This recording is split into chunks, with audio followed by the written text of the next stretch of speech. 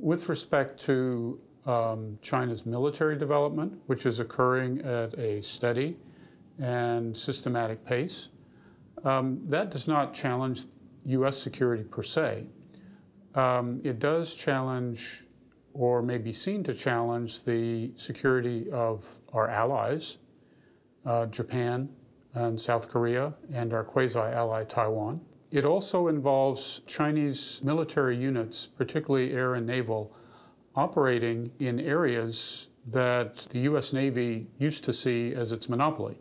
And it was the forward extension of our forces that gave us a greater sense of security. Now China wants to push out into the same area to improve its security. I think one of the issues for the Chinese leadership is rising expectations, which is that if you continually talk about how China is becoming a great power and you discuss the Chinese military power, eventually the Chinese people are going to expect you to use it and at least be more assertive or forward-leaning than the Chinese have traditionally been.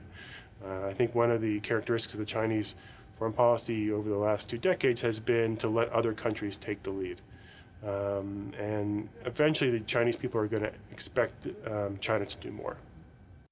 China sees the Western Pacific as a place that is kind of more naturally its own than a home to American submarines. And so these issues are going to have to be worked out. And the backdrop is rising Chinese nationalism, which is something that troubles me and I think is going to make it difficult for any Chinese government to try to work through some of these issues.